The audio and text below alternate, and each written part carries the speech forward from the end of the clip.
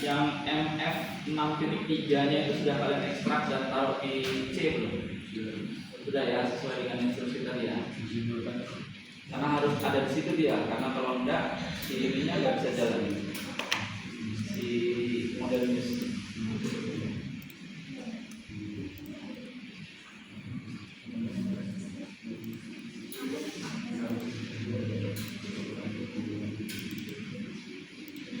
Oke, ini panduannya sudah bisa kalian buka juga sendiri, meskipun dalam bahasa Inggris tentunya bisa saja gitu ya. Oke, kita sambil ikuti modul ini kita laksanakan di softwarenya.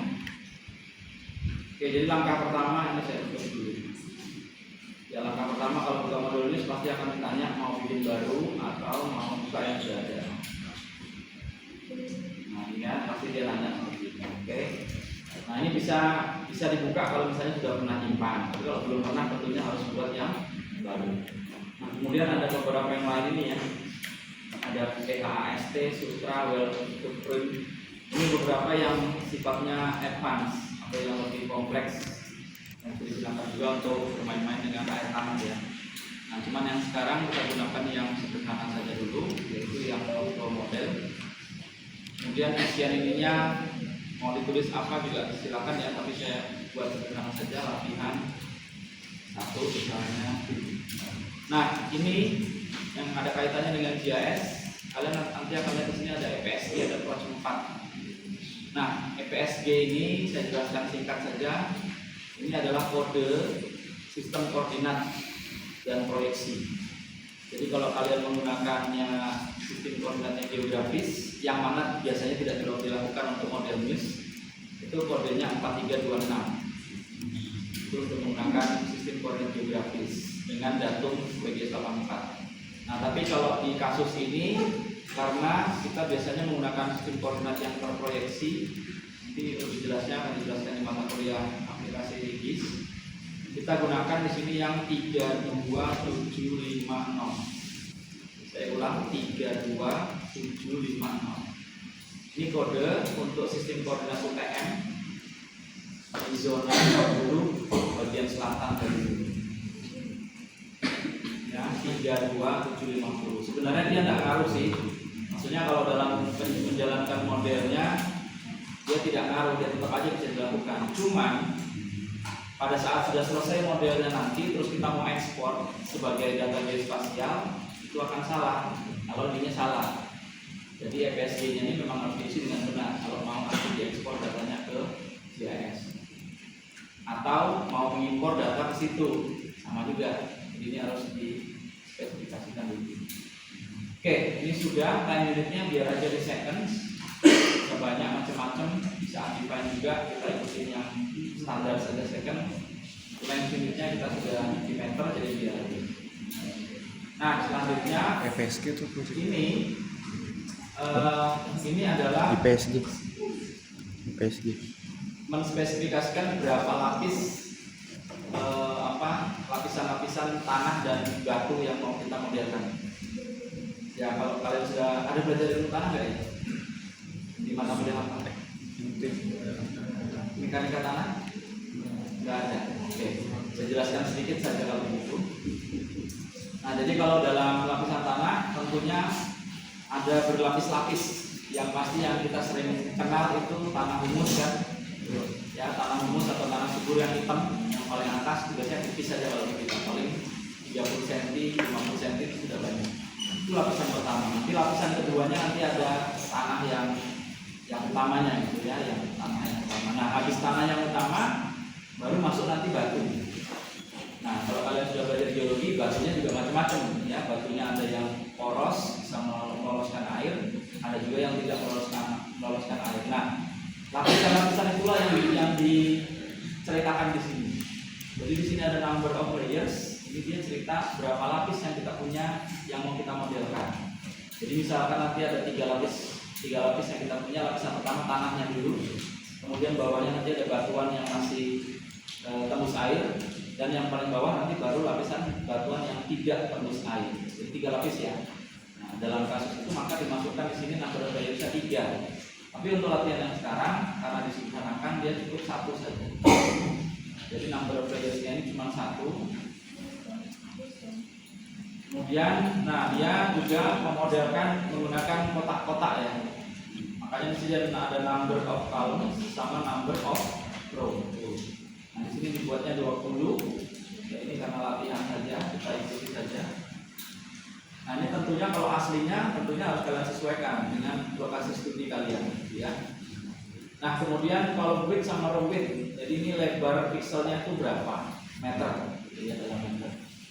Oke, di sini dia mintanya 50. Kita ikuti saja 50.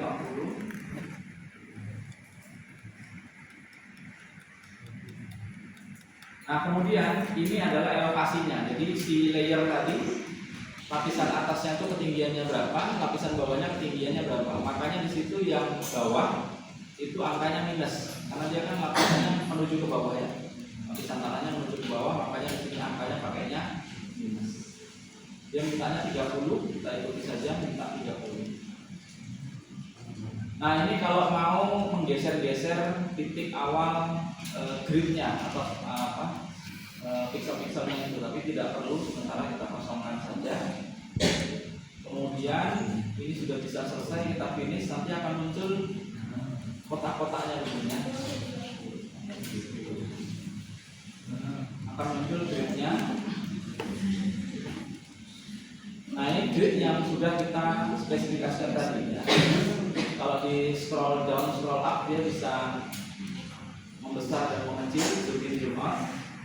Kemudian ada juga tangan yang bisa digunakan untuk menggeser, sama juga dengan GIS ya, kurang lebih.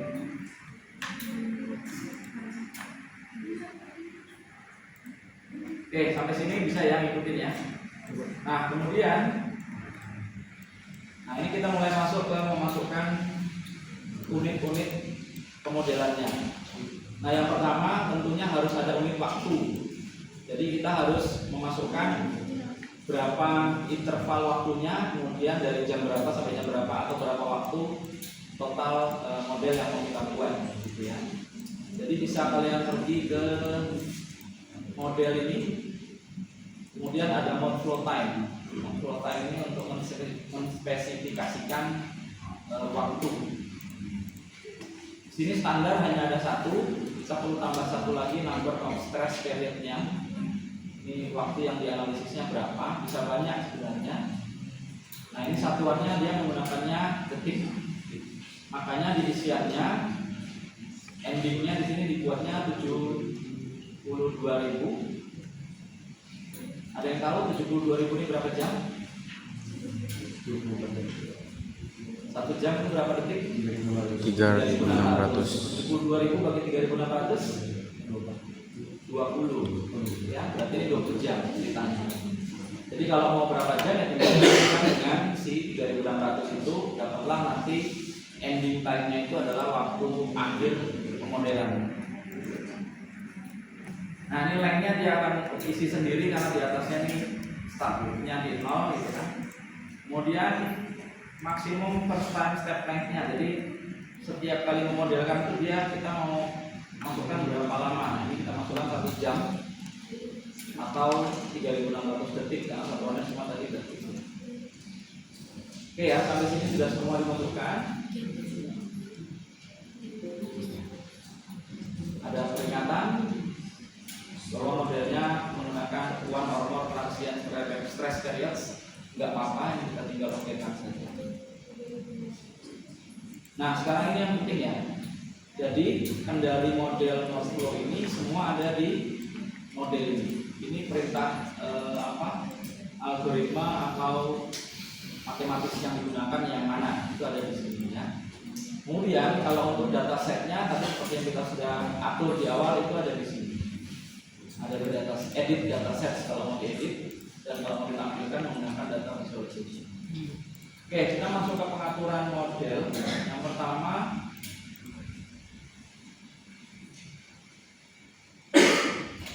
nah di sini yang kita perlu atur, pastikan adalah si flow package-nya ini sudah tercentang 2 ini ya, NPF dengan STO. STO ini storage gitu ya, dan banyak lagi sebenarnya di sini. Ini Bisa mau dijelaskan satu semester sendiri dia.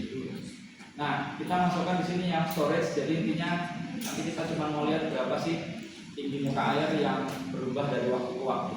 Sementara modelnya hanya sederhana itu.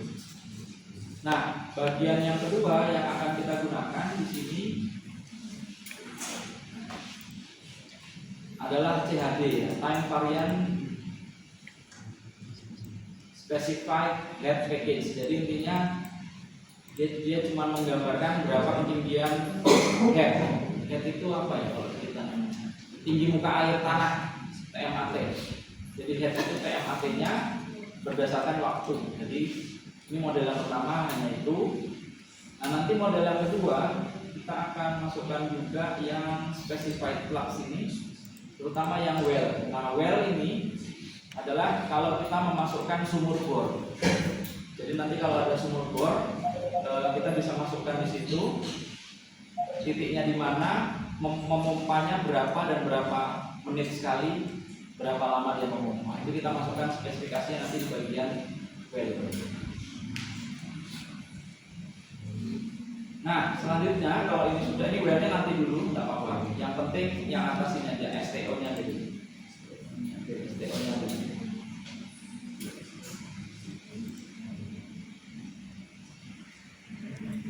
Oke, kalau sudah, ini kita akan buat dua garis ya. Dua garis ini dua garis sederhana ya, untuk menandakan mana yang bagian atas dan bagian bawah yang mengalami peresapan air ya.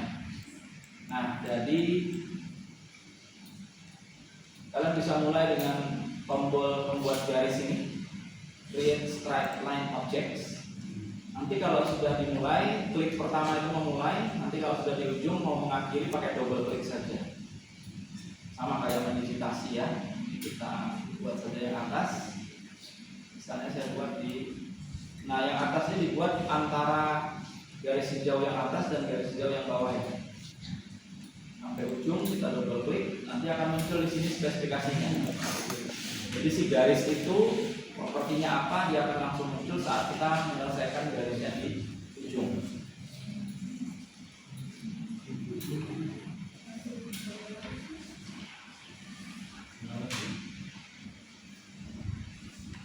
Oke, sementara ini tidak ada yang perlu dirubah dari sini. Kalian perhatikan saja di sini. Ada tulisan higher Z koordinat sama lower Z koordinat. Nah, ini tadi kita sudah masukkan ada model top sama upper aquifer bottom kan. Jadi ada bagian atas dan bagian bawah, yaitu yang si garis hijau ini. Nah, ini akan ditunjukkan sama dia di sini. Ini model topnya di sini, bawahnya adalah upper aquifer. Jadi garis yang hijau yang bawah. Oke, satu garis sudah selesai.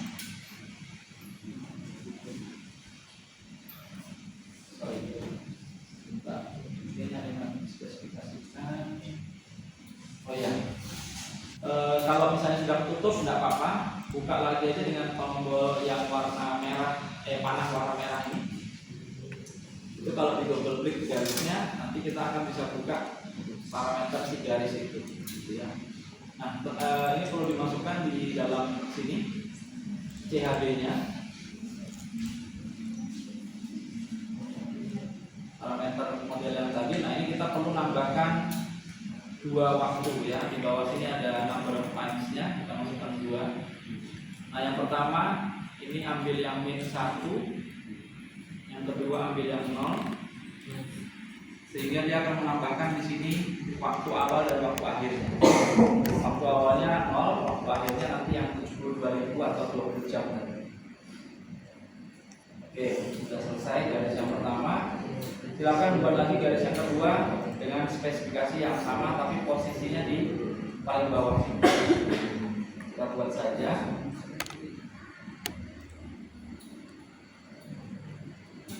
Jangan lupa dimasukkan workflow features-nya dan ditambahkan di CHD-nya dua waktu ya, sama seperti tadi.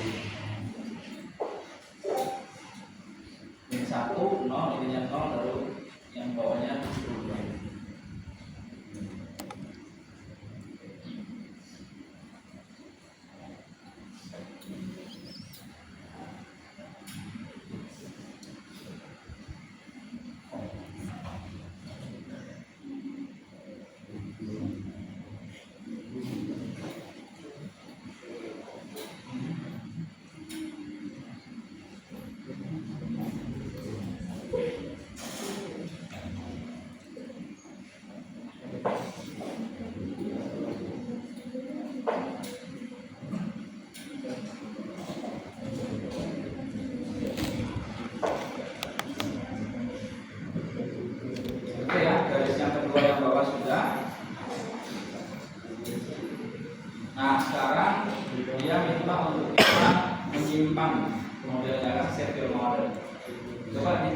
klik di save-nya, ada pesan tertentu atau tidak waktu save?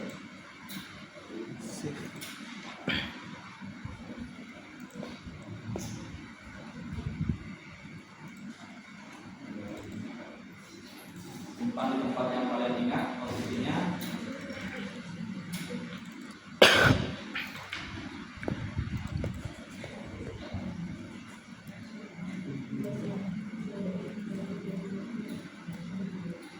Nah ini dia protesnya kalau di saya BRD APP MF630 bin MF6 nya tidak ketemu gitu. Ada yang begini juga nggak? Ada ya. Nah kalau ada dipastikan titik barang ini ada. Jadi harus ada MF6.3 di posisi ini. Kita periksa dulu.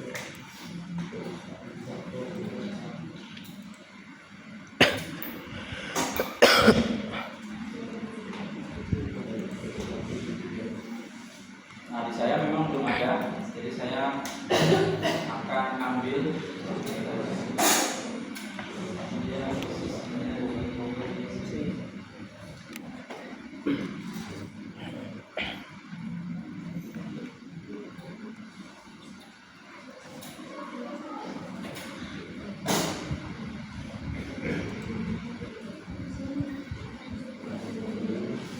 kalau yang MF63 nya ada di Google Drive kan ya? Iya.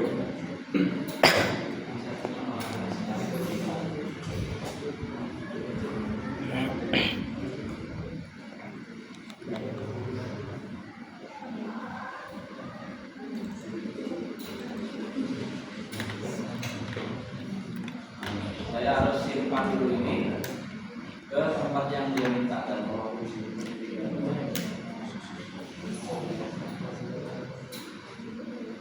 BRD APP.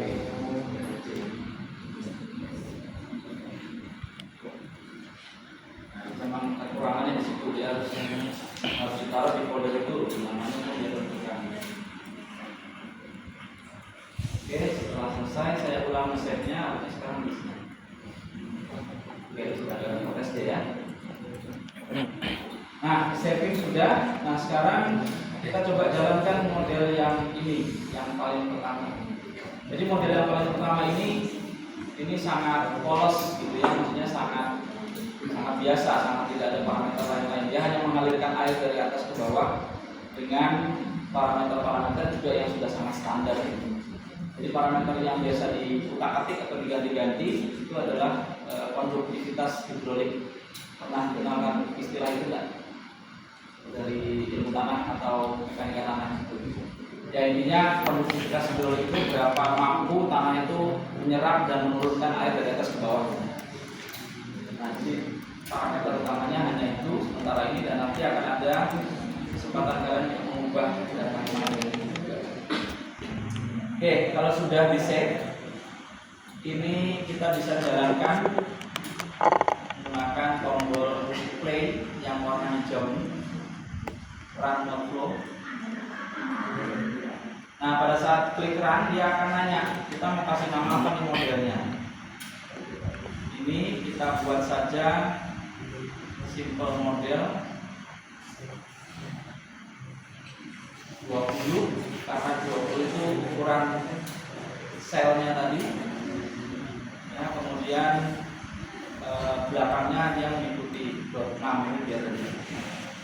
Buat aja simple model 20. Nah, kalau sudah dia akan jalankan. Ini merahnya.